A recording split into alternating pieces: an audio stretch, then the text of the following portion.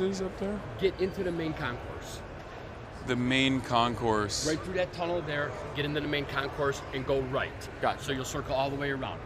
Gate 4 is right here, 3 is right over there, and then 2. Oh, Yeah. so isn't it easier to just like get out through here then, and then walk around outside of the I facility? don't know if they'll let you back in.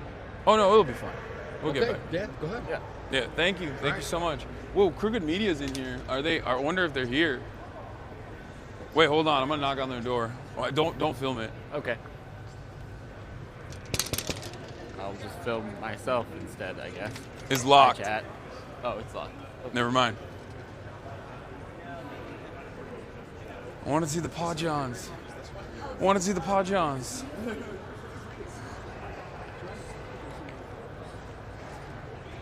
All right, this is exit only. Let's do it.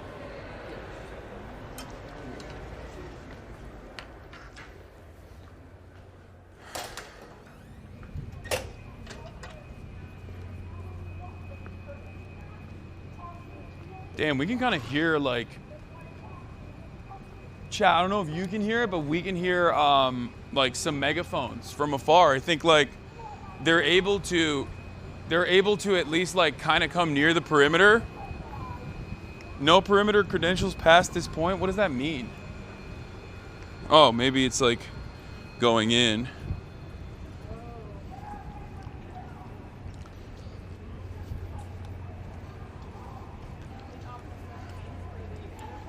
Hold on. I had to leave for, oh.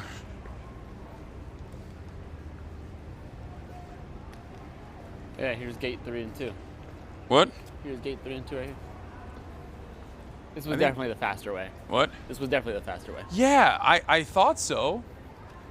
Like that was the vibe that was the feeling I got from what we did yesterday. Okay, I see more police presence and also a significant number of media members who are out here interviewing the uncommitted delegates. What's good? What's up? I'm not gonna be here. No, I'm flying back. Yeah, unfortunately. Early morning though. No, I'm going. I'm literally. That's when I'm flying. God damn, that's loud. Sorry about that. Okay, no. Keep it up, man. It's good seeing you guys. We have a special guest with us, so you're welcome to Hasans. For anyone who's here with Uncommitted, Thank you for being here. if I can Nice have to meet you, man. Yeah. for a moment, we have Yeah, a I saw you early on very, Monday. very special guest, someone who I personally was trained by precisely for a moment like this one. Yo, give me the other mic. I want to hold it out. Leader is a leader among leaders. The Honorable St. Louis Congressman Cori Bush.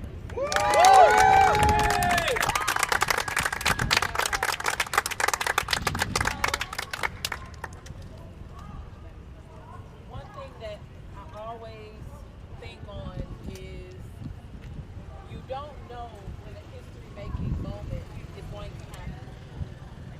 History is all around, and we just walk into it when we're walking in our purpose. You all are saving lives. You're setting history. And in a lot of ways, you're changing the course of what could have and would have happened. So first of all, I just want to acknowledge you all and your sacrifice. I know it may not necessarily feel like a sacrifice. It may feel like I don't deserve to be honored. But for coming from someone who has been to and led, co-organized hundreds of protests over the last 10 years, many of whom Michael Berg is right next to me with, and the boss was at, you need to hear it. You should hear it, you deserve to hear it, because you are giving of yourself. And you're giving of yourself primarily for people you don't even know. You're giving of yourself not only for what's happening now, this is about legacy. This is about people's children's children. This is about family generations. We know that generations, whole generations of Palestinians have been wiped out. And so what we are saying, what you are saying by being here, by holding the line, is that the United States has a moral obligation to hear from the most directly impacted people who are suffering in ways that this black woman don't understand, that many people in this country don't and won't understand, which is why we need a Palestinian American person to speak from that stage. Yeah.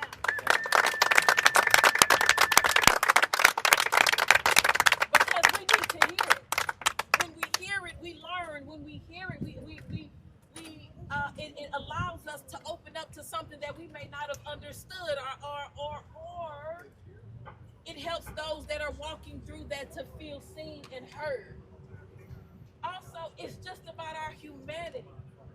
Right. When I think about how I got into this work, I first have to acknowledge and think about my dear brother Abbas, who, thank you for your leadership in this moment.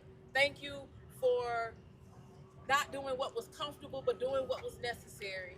For not doing what was easy, but for doing what was right. What is right. And I think about how Abbas is not Palestinian. I think about the times when Abbas poured out and bared his soul, talking about being a child and the bombs dropping in Lebanon. And how he never would have thought that he would have ended up going from that child in Lebanon with the bombs dropping to then being my chief of staff in the United States Congress. But he did. And because he was honored by that position, because he was blessed and elevated and promoted to that position, he made a decision not to fail what was handed to him. And that's what he's doing right now. When I think about this work and so many of you all who are standing here and those who want to be here but aren't able to get into the gate, and I need to publicly say this for anyone who's thinking, wow, it's only a few people here. It's only because folks don't have the credentials to get in the gate. Right. So The people are with us. the people are with us. And if they can get in, they can get in. But standing up as a black woman in this movement, standing up, making sure that my voice is being heard along with so many others, is because we need people to know, just like Abbas, that this is not something that our Palestinian American or Palestinians should have to walk through on their own. That's right. Because I remember a day during the Ferguson uprising, many days, that our Palestinian community, our Palestinian Arab community, as well as Palestinians that came over to the United States, stood with us, locked arms with our Jewish community, with our Latinx community and so many others, our LGBTQ community and so many others. We all stood locked arms together, standing up, crying out to save Black lives. And the thing is, the whole burden didn't have to be on us. We were saying we're trying to be heard, and we knew that we weren't. But being locked arms with folks who weren't as directly impacted made a difference. And so we have to do the exact same thing. So for those who are out here who are not Palestinian, your place is yet still here. Your place is to make sure that you are lifting those voices of our Palestinian and Palestinian American community, our Arab community, our Muslim community, lifting it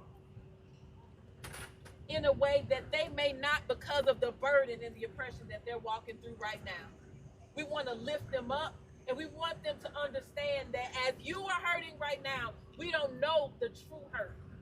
And so we have more space and more capacity to be here. So we're here saying not another bomb. Not another bomb. We're here saying we need an arms embargo. Arms embargo. And we're saying that we want a Palestinian American person to be on that stage tonight in front of the DNC, on that DNC stage, in front of the whole world, proclaiming that they deserve to be heard, that the United States must listen, and that they should be prioritized the same way as our Israeli folks that were up on that stage, Black folks, and anybody else. So it's up to us, you all. If we leave, if we go away, if we stop, it gives them an opportunity to say, well, it's over. So for those that are able to stay, as long as you're able to be here, I know Abbas says he's here to the last moment. Thank you. Thank you. And as a member, a current sitting member of Congress, it is my duty to be here as well, because human lives are at stake, because we don't have a permanent ceasefire right now, because over 40 million, which could be close, 40,000, close to 100,000 lives have been taken, because whole communities have been decimated, destroyed, because people are starving. So I have an obligation to be here, because my other obligation is to use my card, my voting card, to make decisions about how that the money is spent from the United States. It also, what resolution I say yes to and no to. So I'm here, you all, and I'm standing with you. I am in solidarity with you all. I am not here to lead you. I am here to be arm in arm in solidarity. So thank you, and know that your congresswoman loves you. We're not taking any questions. We are going to take a photo with the congressman. Congressman, if you'd like to join us right there. Yes. Let's do this.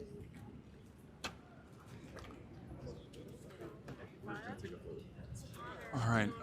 Oh, you take the photo and then. Yeah, and then we'll get us. What's up? And then I'll get some people on, whoever you want. Yeah. Everybody. I'll talk to whoever's here. Hey, Prem, what's good? Dude, this guy. Look at this guy's rings. Show the rings. This guy's just styling and profiling every fucking day. It's crazy. Here, you want to show? You want to capture it as well? Like from the front.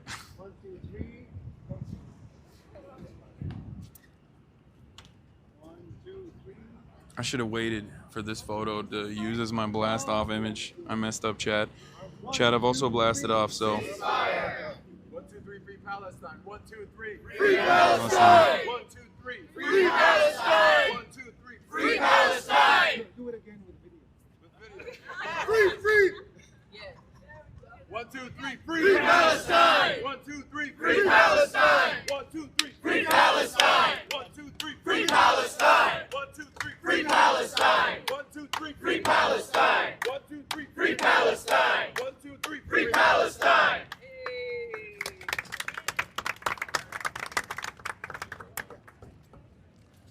Okay, so I didn't do a proper introduction of what happened here, but this is the current uncommitted movement delegate protest. We have Daniel here with the DIG, right? Yes. And I'm an alternate uncommitted delegate. Here, you wanna put this on real quick? Let me see. It's on. Okay, it is, but here, you're just gonna put it under your shirt. It's a magnet. Okay. Or I guess I could hold it. Here, give me back the magnet. I'll just hold it. It's Yeah. fine, because we're gonna be swapping it on a lot. So. I'm the alternate uncommitted delegate, Daniel Denver from Rhode Island, host of the Dig podcast. This is June Rose, who's the uncommitted delegate from Rhode Island. And June has been out here all night alongside other members of the uncommitted delegation, demanding not only, obviously, we want a permanent, immediate ceasefire guaranteed by an arms embargo on Israel. The only way to get a ceasefire is to stop sending the fire. The way to stop having children in Gaza being killed by American bombs is to stop sending American bombs.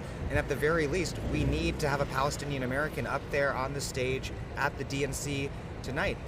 For some reason, it's okay to have the family of an Israeli hostage speak, whose pain is very real. The suffering is very real. We don't want any people to die or suffer. But the fact that there's somehow anyone can go on that stage, basically, except for a Palestinian, is just exemplary of profound anti-Palestinian racism. Absolutely. Yeah, and June, comes here from an experience as a Jewish Rhode Islander who spent time in Israel as a child, and I think June has a lot to say about why this is deeply offensive to have a genocide carried out in the name of Jewish people. It's deeply offensive to all of us as an American to have this being carried out in our name and with our tax dollars. You want to talk about that? Sure. Here, you hold it. My arms are starting to get tired. Fair enough. Okay. I mean, we've been out here all night. I think we're at, 18, 19 hours. Slept a couple hours on this concrete.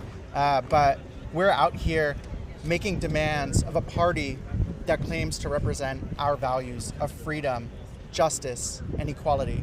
But they choose to apply those values to every single issue besides one. When it comes to Gaza, they apply a different set of values. We become the party of death and destruction. For 2/3 of my life, growing up as an Orthodox Jew, I believed that the occupation of Palestine was necessary in order to protect my safety.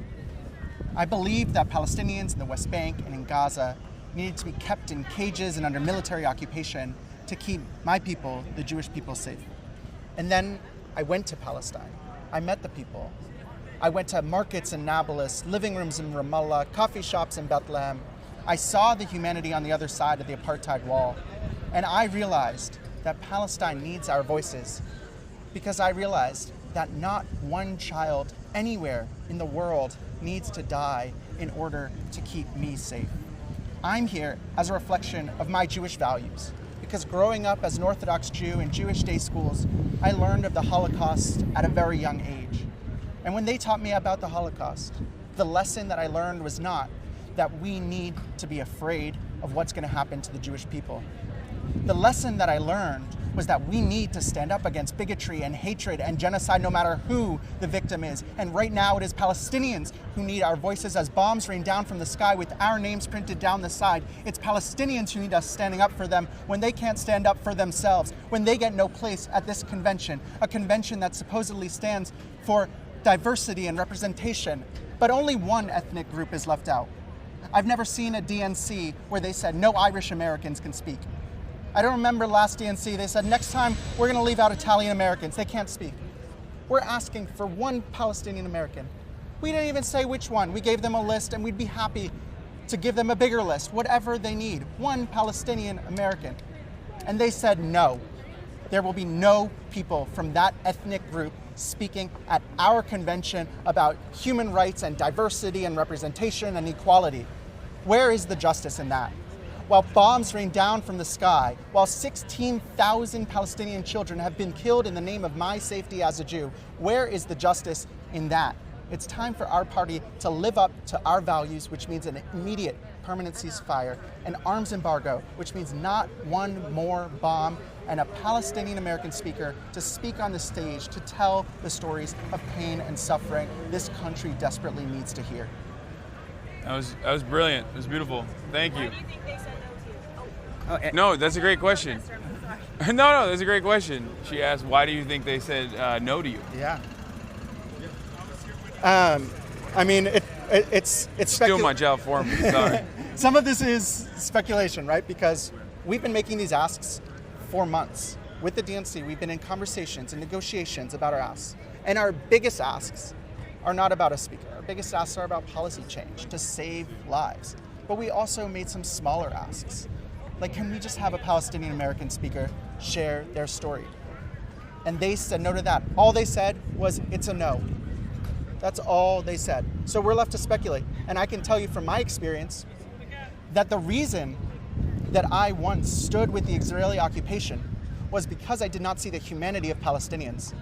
And I believe that the powers that be are afraid that if the American people see the Palestinians as human beings who are suffering, who need help, who are living under bombardment, who are living under famine, with entire generations wiped out, with children killed en masse, then we would be empathetic to that cause, that we would come together around this immediate permanent ceasefire and an arms embargo, that we would see change on this issue. So that perspective scares them, so they shield us from it. It's time for that shield to be lifted so that Palestine can be free. Thank you, June, so much for your activism and for your words here. We're also going to hear from what's going on, my man. What's up? How are you? How are you doing? Abbas, You want nice to meet you. Abbas, you want to hold this? Sure. All right. Abbas, can you tell people who you are, what you're doing out here? Yes. My name is Abbas. I am.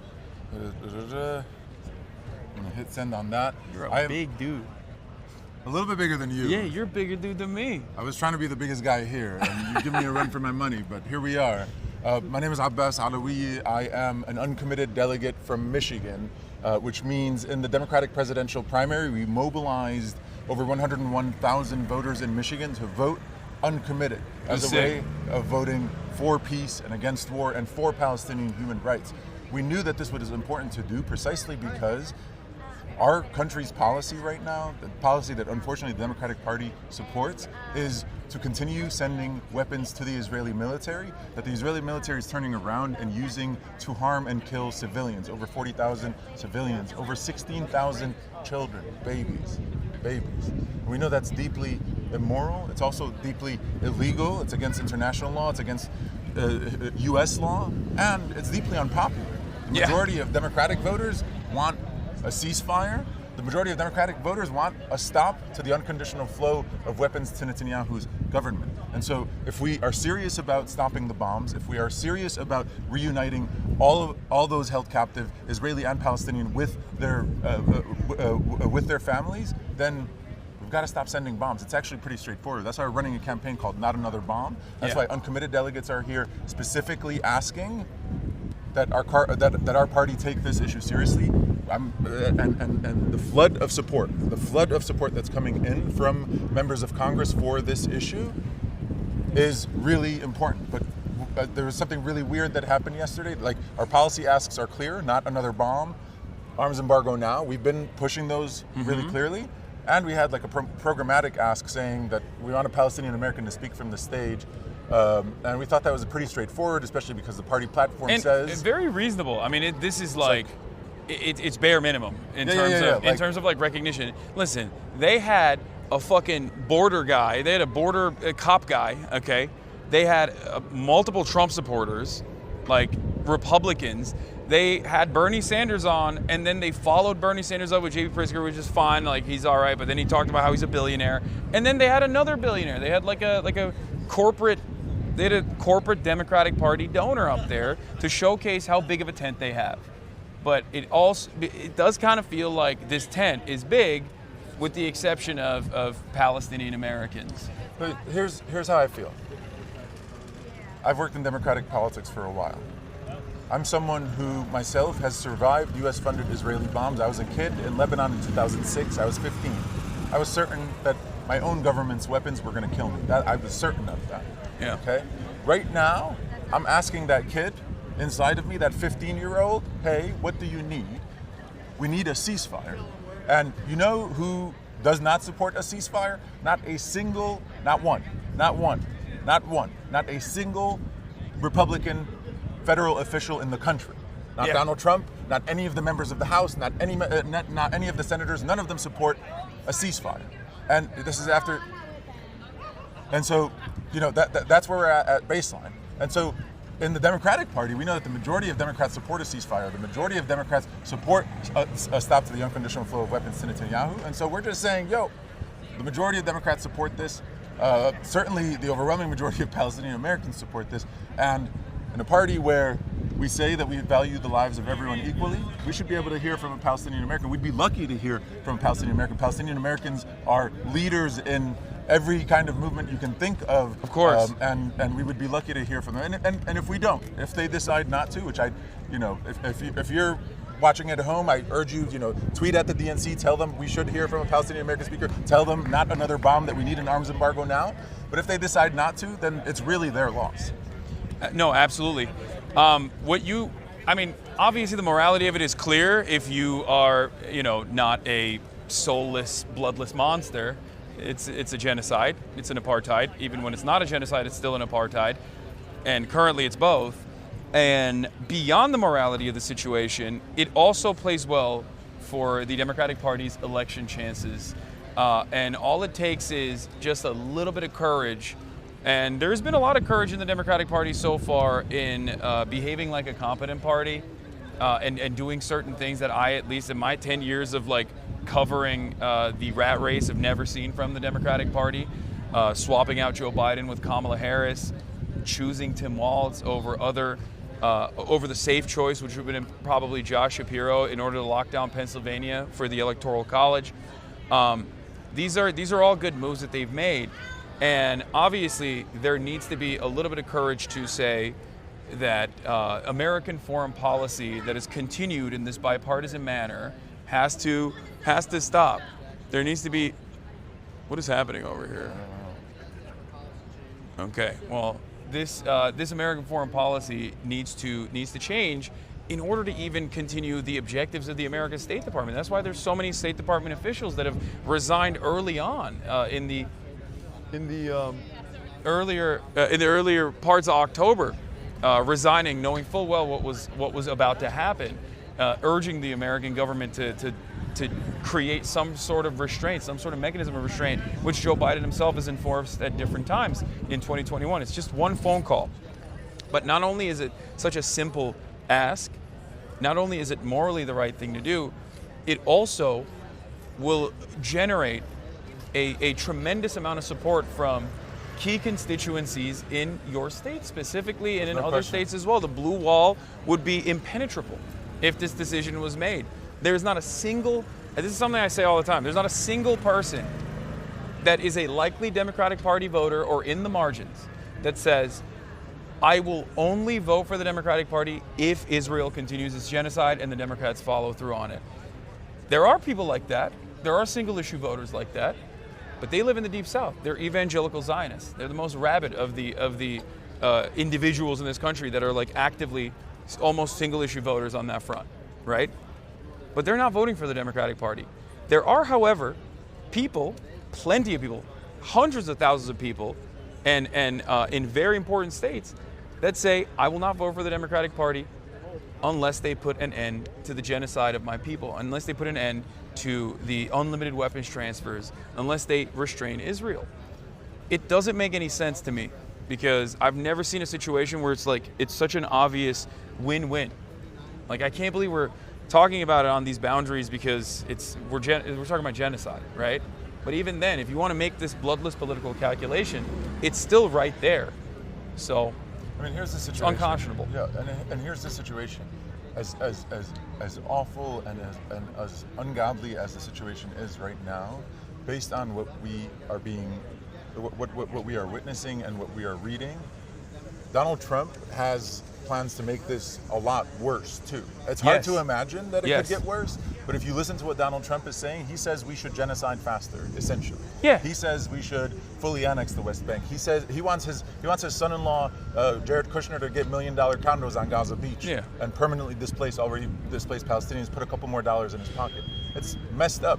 And so we think we have an opportunity. Vice President Harris has an opportunity to tell us proactively how she will be different than Trump on this issue. And I think that can help us rebuild that trust with those voters for whom Gaza is a top policy issue and Palestinian human rights is a top policy issue. Yeah. And I do foresee this becoming a larger problem. I don't know if you this is another thing that you've factored in potentially, but from the perspective of the Democratic Party's election chances, it's not just about the uncommitted voters. It's not just about people who are this is my single issue, this is my family, right? My family's being slaughtered. Of course I want to put an end to that. It's with my tax dollars. But beyond that, you're also leaving on the table in a relatively close election, the mood in there, you've been in there, the mood in there is crazy. It's ecstatic. Everybody thinks it's over, it's done, right? We can't sweep this issue under the rug. And no, exactly. And I do get this attitude that there are people that are obviously pro-Palestine in there, right? There are obviously people who are in favor of a ceasefire. Yeah. They represent the majority of Americans, the overwhelming majority of the Democratic Party's voter base, That's right. right? But beyond that, there's this attitude where this is like, oh, you guys are the spoilers. You're like spoiling the fun that we're having in there. And two things come to mind. One, I feel that angers me, obviously, because it's ridiculous. But the other thing is, I don't think people should be this excited this early on. I don't think that leaving someone who is unstable, selfish, and has demonstrated his willingness to continue this war for his own personal desire, someone like Netanyahu, in this position to potentially move American troops into the region, as he has done so far, as the American government has done, and potentially pull the United States of America into a larger conflict, would greatly change the electoral calculus. In the minds of many Americans, 50%, more than 50% of Americans don't want to go to war to defend Israel.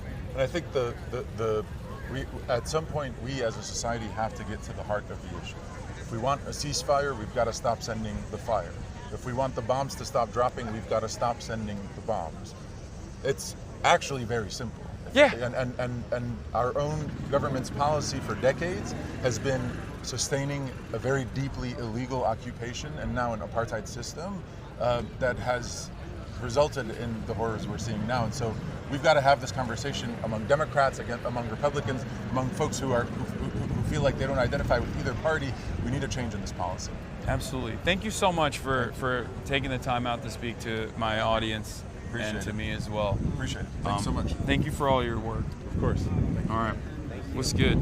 Thank you. Is that good? Is there anyone else you want me to talk to? I mean, I'd love to talk to Cori Bush too, but Yeah, no, we can get Cori on in a second, I'm sure. Yeah. How about Hey, how you what's doing? going on? What's happening? I'll get For the benefit of APAC. What's happening? Oh, I was gonna ask, is there anything you guys need, like food, whatever? I mean, you seem pretty solid right now, This but pizza's been out here since 4 a.m. what's going on? Everything and nothing. uncommitted from Washington. No, Minnesota. Minnesota. which is the largest uncommitted delegation in the country So, with 11. do you mind holding this while we talk? It's a microphone. Yep. And then this side right here is supposed to Okay. be your mouth. Okay, so you're uncommitted from Minnesota. Yep. One of the largest, the largest Uncommitted delegation. the largest uncommitted delegation. Tim Walz is the governor of Minnesota, Yes. and I'll be honest, I was shocked that they chose Tim Walz as the VP pick rather than Josh Shapiro. And I do like the Democrat Farmer Labor Party and all of the things that they did with the 1-seat majority that they had. Yeah, in the something Senate, that We had 7 in the House, but yeah. Yep. But it's something that I've actively covered back when it was happening. Yeah. And I was also very excited about this prospect. But as far as I understand, from what I understand, Tim Walz has also been at odds with the. He has said nice things about the uncommitted movement in his own state, which is definitely unique, especially at the time when I felt like the mainstream media was avoiding talking about the uncommitted movement. Yeah. Like they were allergic to like recognizing that this was genuinely a problem for the Democratic Party's future. Right. In the come November. He said we have to listen to these guys. These are constituents. They have a voice. They're right. I mean, I don't know if they said they're right, but beyond that, there's been a little bit of a back and forth in terms of how he has handled the situation. I know that I mean, obviously Minnesota has a large Somali population. Yeah. There are some fantastic politicians. The Attorney General Keith Ellison I like. Obviously Ilhan Omar I love. And I guess the question is, where do you feel Tim Walz lands on this issue? Do you think he has any sort of power to influence the outcome if he was to be more sympathetic to the Palestinian plight? Yeah, thanks for all that. I mean, I feel that he was the best choice of the short list, the long list. I'm happy that he is the vice presidential nominee. And yeah, he said, what I remember most specifically is what he said after we had nearly 50,000 vote uncommitted on Super Tuesday in Minnesota, was that, we're participating in the process. We're voting and we're participating in democracy. And he said it's on us to bring them in. And he is not doing that. He has not met with us as uncommitted. Yeah. He is not doing anything to bring us in. somewhat recently, I am a member of the Free Palestine Coalition. I'm a liaison through some organizing I'm doing to take on Christian Zionism, mostly. That's my personal reason. And so some members that are Palestinian Minnesotans, some members of the Free Palestine Coalition that are Palestinian Minnesotans met with him, and so the meeting was planned, and then they said, we want to talk about divesting our pension funds from specifically Israeli banks and bonds, our state worker pension funds and other public worker pension funds. And then he canceled the meeting saying, I thought I was just here to hear your stories and your stories of pain and about people that have died. So that's not okay. He was not yet named the vice presidential nominee at that point, or presumptive nominee. Yeah. But when he says, we got to bring those people in and they're participating in the process, and he's doing nothing to do that. And it's pretty obvious, if you followed along, how the decision was made for who's going to be VP. He's really all in on being in a supportive role for the nominee, Kamala Harris, or officially becomes nominee tonight. We had the roll call already. So I think it's time for our governor and the vice presidential nominee for the Democratic Party to look at what he can do in Minnesota to show that he cares about what's happening and what's happening with hardworking state of Minnesota workers' pension funds that are invested in Israeli banks and bonds against state statute. We have state statute that says you cannot invest in any other nation state's banks and bonds other than Canada. There's a path to this. Fucking take Canada out of there too. Right? But early in 2022, immediately, there was a divestment from Belarus and Russia with what's going on in Ukraine. This can happen with Israel as well. Yeah. So, call us in, meet with us, talk to us about what's possible, what he can do well. He's governor of Minnesota. This is about winning in November. We're proud of the way we do voter turnout and volunteer and get out and knock on doors. I'm one of those people that does a lot of that and gets others too, and I don't feel like I can right now.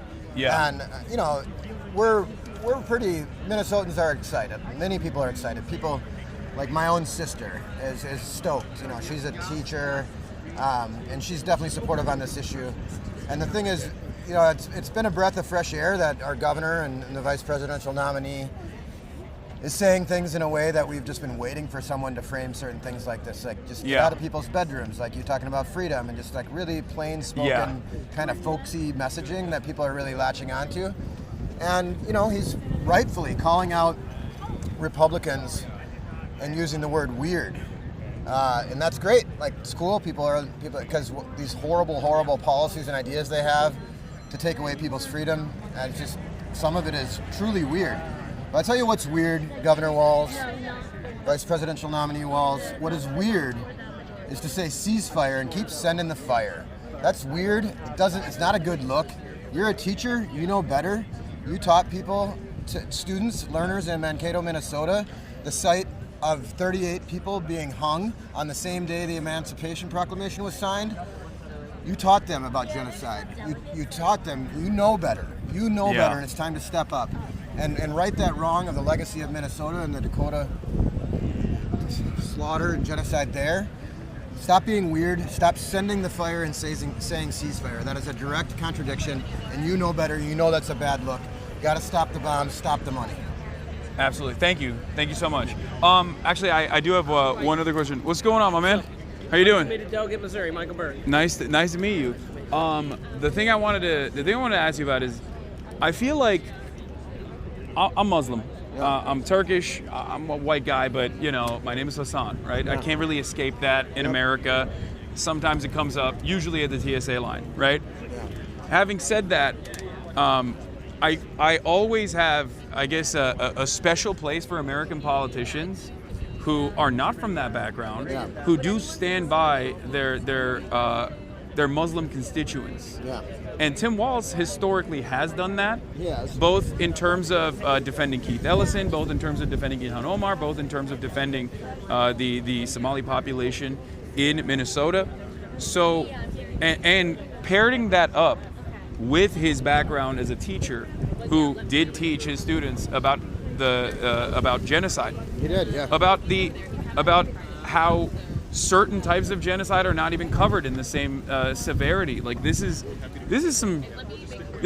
not like normal from a a person that I would ever see at the top of a ticket. You know what I mean? As a vice presidential candidate. That's true. So it makes me feel like there is an inherent contradiction there, and I don't know how he could be the same person who did all of this stuff in his past, who simultaneously is now staying silent. Yeah, he's effectively been silent other than those nice words on Super Tuesday. And yeah, we're talking about someone who is clearly white, state champion football coach, high school teacher, you know, proud of working in the lunchroom. And yeah, he has stood with our and he stood those that are oppressed, you know, and all the communities you name that we have a very diverse, vibrant immigrant and refugee population in Minnesota. And he has stood up in support of that, you know, in his career leading up to getting elected to Congress and as a governor, and now he's silent. And that is very disappointing, and it's certainly not the way to win in November, and it's certainly not the way to keep this one Minnesota that he ran on as governor in 2018 going, and to keep the progress and the celebrating that we're seeing from our 2023 legislative session. So it's shocking, it's concerning, it's time to change on this. One thing about our governor and the vice presidential nominee that we've seen is that he's been willing to evolve, he's been willing to dig in and listen on, for example, the issue of guns, and he's been talking about that quite a bit. He had an A rating from the NRA, and then he was challenged, and he moved on that issue. Yeah. So he's shown his ability to evolve, and he really has to evolve in like an hour so that we can get a speaker up on stage. And hopefully he's doing that, and if so, it's time to be public. He needs to evolve quickly. We don't have much time today with what's left of the DNC and what kind of message is going to be sent to our Muslim and our Arab and our community in Minnesota, let alone nationally. Now it's national stage, Governor. Let's go. I agree. Thank you so much. Thank you so much for your work. Nice to meet you. We have a Palestinian American committed delegate. Hi.